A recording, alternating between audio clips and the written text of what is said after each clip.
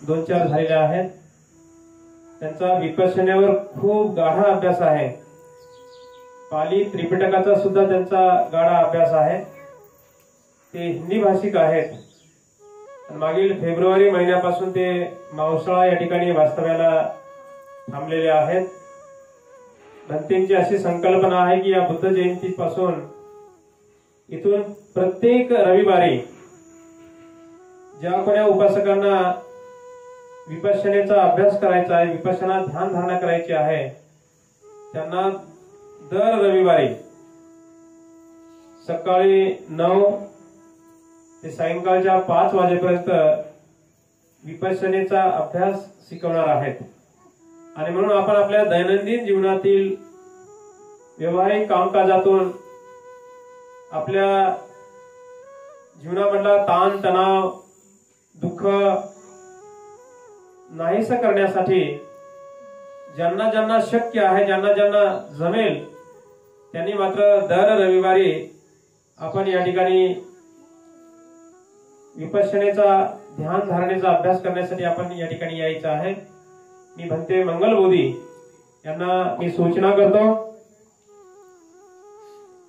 पूजनीय मंगलबोधी यांना उपासकांच्या वतीने विनंती आहे की या ठिकाणी जमलेल्या तमाम माता भगिनी बांधवांना आजच्या या वैशाख पौर्णिमेच्या अर्थात बुद्ध जयंतीच्या निमित्तानं 2 शब्दपर मार्गदर्शन करावं. पूज्य भंते मंगलबोधी. मनोपुभंग मातम्मा मनोसेठा मनोमया मनसाचे पदुठेने पासती वा करोति वा ततोनं दुःख मनवेति चक्रम वहतो पदम. महाकारुणिक भगवान तथा बुद्ध बोधिसत्व भारत रत्न बाबा साहब भीमराव आंबेडकर, हमारे पूज्य बदंत प्रज्ञा बोधि तथा पूज्य बदंत अमृतानंद तथा सागर बोधि बदंत तथा हमारे पूज्य बदंत करुणा बोधि, सब भिक्षु संघ के चरणों में सादर प्रणाम वंदन. इसके साथ श्रद्धावान उपासक उपासिकाएं, धर्म भाई धर्म बहन, सबको मंगल बोधि बनते की ओर से बहुत बहुत वैशाख पूर्णिमा की शुभकामनाएं और बहुत बहुत मंगलमय दिन.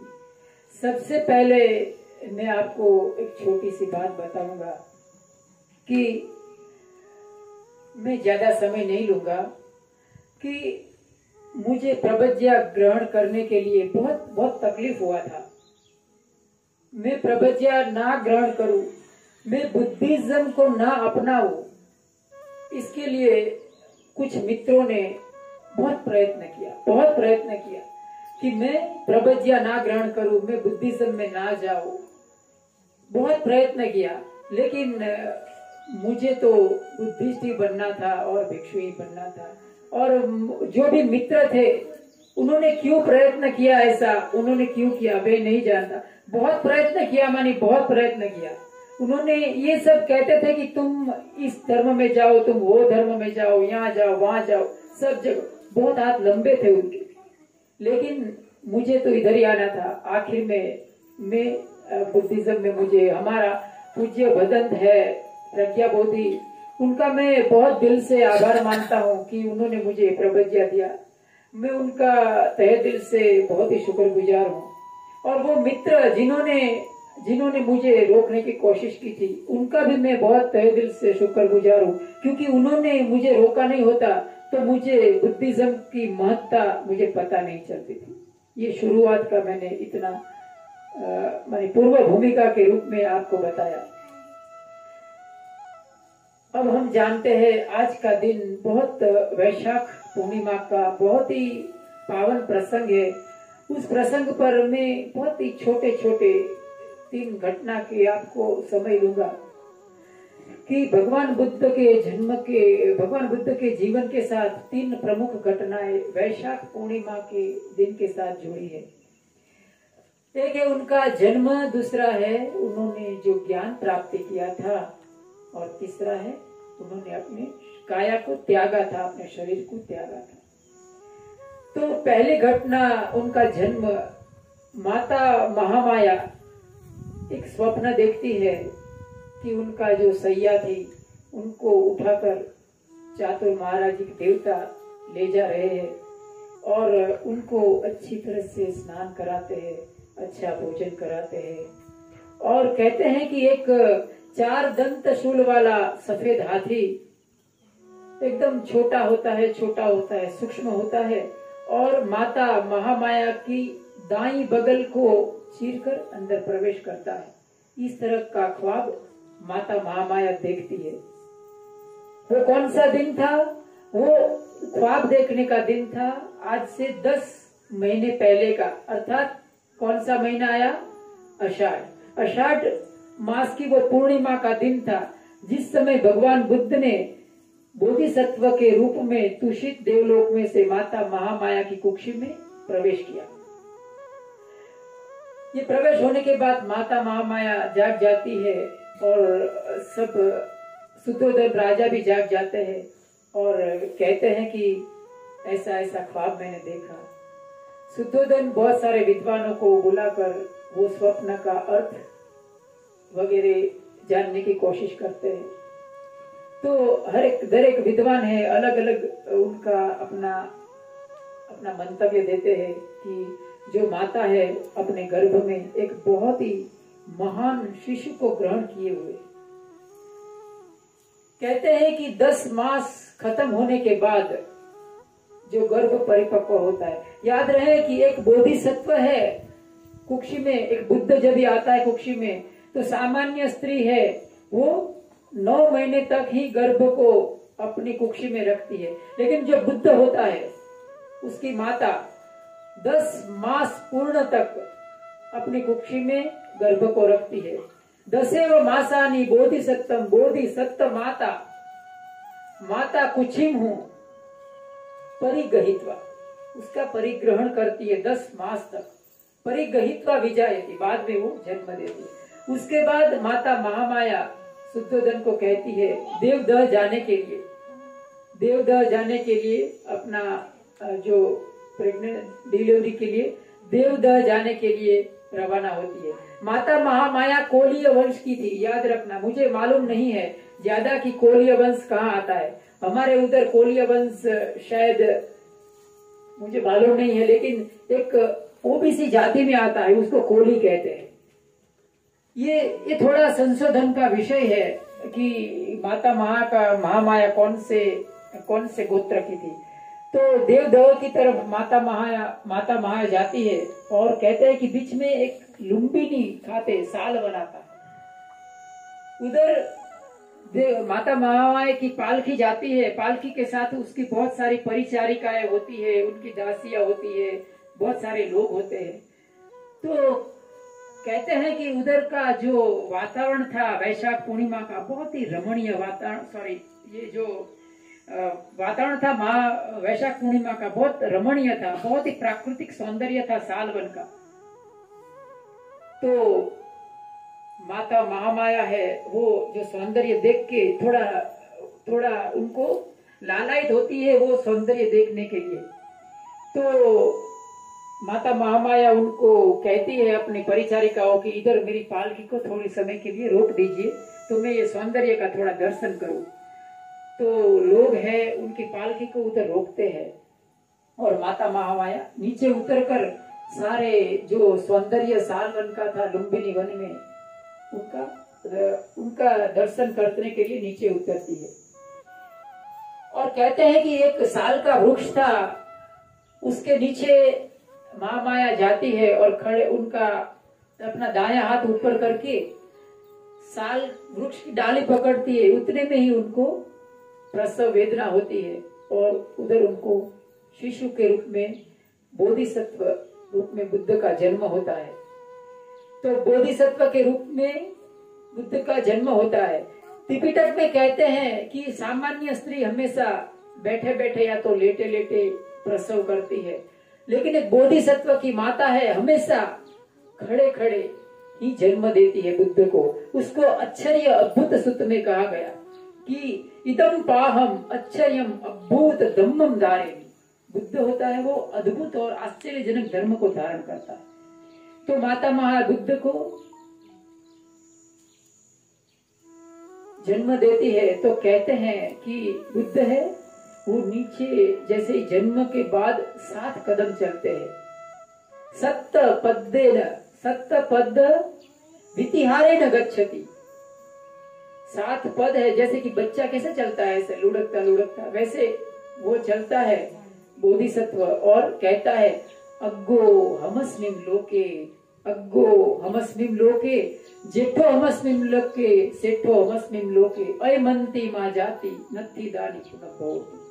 मेरा ये अंतिम जन्म है, मैं इस लोक में श्रेष्ठ हूँ, जयेष्ठ हूँ, मेरा ये अंतिम जन्म है, मेरा दोबारा जन्म नहीं हो सकता। ये एक तर्क और खोज का विषय है कि ऐसा हो सकता है कि नहीं।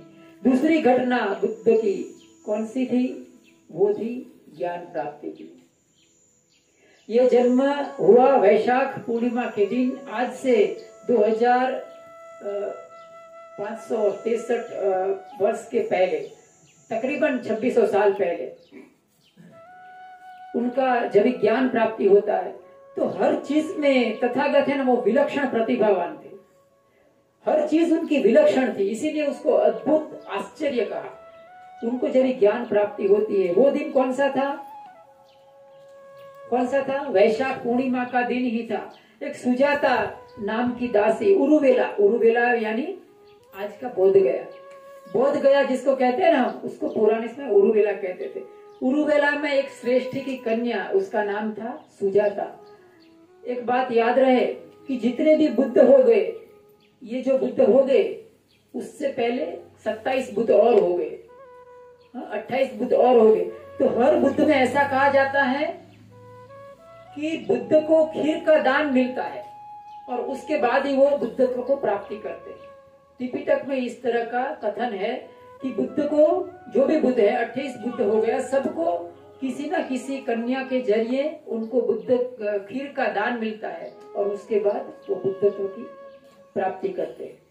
तो सुजाता नाम की श्रेष्ठी की कन्या, उसने एक मन्नत रखी थी। क्या मन्नत रखी थी? कि अगर उसको संतान के रूप में एक बच्चा होता है तो वो एक वृक्ष देवता को खीर अर्पण करेगी, खीर धराएगी। तो अपनी एक दासी होती है पूर्णा, और उसको संतान होता है सुजाता को। तो जैसे अपनी मन्नत रखी थी उसके अनुसार वो पूर्णा को कहती है कि जा तू ये बोधि वृक्ष है उसको थोड़ा साफ सफाई करके आ जा। पूर्णा दासी बोधि वृक्ष के उधर जाती है और उधर साफ सफाई करने का सोचकर उधर जाती है तो देखती है कि बोधि वृक्ष के नीचे बुद्ध बैठे थे और बराबर ध्यान मग्न थे। बुद्ध हमेशा आभावित होते हैं, उनका चेहरा बहुत ही खिला खिला होता है, एक चंद्रमा की भांति उसके चेहरे पर तेज होता है। तो वो देख के ही एकदम भयभीत हो गई, थोड़ी आश्चर्यचकित हो गई और थोड़ी हर्षोल्लास के मारे उनको लगा कि ये कोई देवता है, ये वृक्ष देवता साक्षात आ गए हैं अपनी मालकिन सुजाता की खीर ग्रहण करने के लिए। तो वो साफ सफाई करना भूल जाती है और पीछे पैर भागती है वापस सुजाता की ओर और उधर जाकर सुजाता को बताती है कि तुम्हारी दान खीर को अर्पण कर ग्रहण करने के लिए स्वयं वृक्ष देवता उपस्थित हुए। तो सुजाता भी बहुत खुश हो जाती है और भागी भागी वो दोनों जाती है उधर और देखते हैं तो बुद्ध उधर बैठे हैं। उनको मालूम नहीं कि ये बोधिसत्व है, उनको ऐसा लगता है कि ये वृक्ष देवता है। ऐसा समझकर सुजाता एक सुवर्ण पात्र में खीर लेकर भगवान बुद्ध को अर्पण करती है। कहते हैं कि भगवान बुद्ध वो खीर है 49 कौर में खाते हैं, 49 दिनों का उपवास 49 कौर में खत्म करते हैं और वो 49 दिनों तक चलता है। समझे, 49 मानी 49 दिन तक उनका उपवास था वो 49 कौर में वो खत्म करते हैं। खीर का 49 कौर लेते हैं और वो 49 दिन तक चलाते हैं। तथागत बुद्ध वो खीर ग्रहण करके सुवर्ण का पात्र हाथ में लेते हैं और पास ही निरंजना नदी बहती थी, तो उधर जाकर वो एक संकल्प करते हैं। बुद्ध अभी बने नहीं है, तो वो एक संकल्प करते हैं कि यदि मुझे बुद्धत्व की प्राप्ति होना है तो ये जो पात्र है वो प्रवाह की उल्टी दिशा में बहेगा। पात्र, कोई भी चीज प्रवाह की उल्टी दिशा में नहीं बहता है, लेकिन जैसे ही भगवान बुद्ध वो पात्र नदी में डालते हैं निरंजना, तो कहते हैं कि वो उल्टी दिशा में बहने लगा और एक नागलोक था, उधर जाके वो डूब गया। तथागत बोधिसत्व के रूप में वापस आते हैं। पेड़ के नीचे एक अकंपित वीर्य धारण करके वो संकल्प करते हैं कि जब तक मुझे बुद्धत्व न प्राप्ति हो जाए तब तक मैं अपनी आंख नहीं खोलूंगा, अपने पैर नहीं खोलूंगा, अपने हाथ नहीं खोलूंगा। और हुआ, उन्होंने बुद्धत्व प्राप्ति किया। बराबर वैशाख पूर्णिमा का दिन था। प्रथम प्रहर में उन्होंने दिव्य चक्षु प्राप्त किया। द्वितीय प्रहर में उन्हें च्युतित पाद का ज्ञान हुआ और तृतीय प्रहर में उन्होंने प्रतीत्य समुत्पाद का ज्ञान हुआ। अविद्यायत्वेव अशेष विराग निरोधो संखार निरोधा विज्ञान निरोधो विज्ञान निरोधा नाम रूप निरोधो नाम रूप निरोधा षडायतन निरोधो षडायतन निरोधा पस्स निरोधो पस्स निरोधा वेदना निरोधो वेदना निरोधा तन्हा निरोधो तन्हा निरोधा उपादान निरोधो उपादान निरोधा भव निरोधो भव निरोधा जाति निरोधो जाति निरोधा जरा मरणम शोक परिदय दुख दो मनुष्य पायासा निरुज्जन्ति। उन्होंने दुख और दौर मनुष्य को बराबर खत्म कर दिया। प्रतीत्य समुत्पाद is the heart of Buddhism. हमेशा याद रखना, प्रतीत्य समुत्पाद है वो बुद्धिज्म का हार्द है। प्रतीत्य कहते हैं कि पटिच्च समुत्पादम जानामि धम्म जानामि। प्रतीत्य समुत्पाद को जिसने जान लिया उसने बुद्ध धम्म को जान लिया। प्रतीत्य समुत्पाद का अंतिम प्रहर में बुद्ध को ज्ञान होता है, और ज्ञान होता है तो जो मार होता है ना, मार उनके पीछे पड़ा रहता है हमेशा, उनको बहुत परेशान किया। भगवान बुद्ध को बुद्धत्व की प्राप्ति ना हो इसीलिए, लेकिन वो अंत में कहता है मार कि आखिर क्या साबिती है कि आपने बुद्धत्व प्राप्ति किया है। तो भगवान बुद्ध अपने चिवर में से दाया हाथ निकालते हैं और जमीन पर रखते हैं। उसके साथ ही जमीन में कंपन आ जाता है, धरती में। कहते हैं 10 सहस्री लोक धातु सकंपी संपकंपी संपवेदी। कंपन आ जाता है और सारी मार सेना भाग जाती है और बुद्ध को उसमें ज्ञान होता है। तो भगवान बुद्ध ज्ञान प्राप्ति करने के बाद उनका पहला गाथा कौन सी है? धम्मपद की गाथा है। अनेक जाति संसारम संधा बिसम अनिबिसम गहकारकन दिट्ठोसी पुन गेहम न काहसी सब बाते फासुका भग्गा गहकूटम भी संकितम।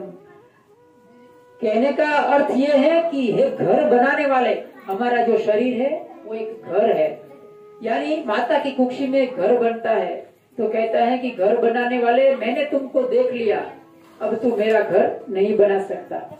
और इस तरह से भगवान बुद्ध ने ज्ञान की प्राप्ति किया, बुद्धत्व की प्राप्ति किया। उनके जीवन की अंतिम घटना महापरिनिर्वाण, उसके बाद वो भी वैशाख पूर्णिमा के दिन पर घटी। महापरिनिर्वाण की घटना कुशीनगर में उन्होंने अपना शरीर को छोड़ दिया। इससे पहले, अपने शरीर को छोड़ने से पहले उन्होंने अंतिम धर्मदेशना क्या दी थी? उन्होंने कहा था कि अपने जो आनंद था प्रमुख परिचारिक, उनको कहा था कि सारे संघ है उनको पूछ लीजिए, आप जो भी पूछना है वो पूछ लीजिए। पूछे तो भिखवे मां पच्छा विपट्टी सारिनो अहुवत सम्मुखी भूताना सत्तो होती। मानी हमारे सामने बैठे थे शास्त्रा भगवान बुद्ध और हम कोई प्रश्न नहीं पूछ पाए, तो कहते थे कि पूछे तो भिखवे, आप पूछ लीजिए। लेकिन भगवान बुद्ध को कोई प्रश्न नहीं करता है और भगवान बुद्ध अपना अंतिम गाथा बोलते हैं। वो गाथा कौन सी थी? कौन सी थी?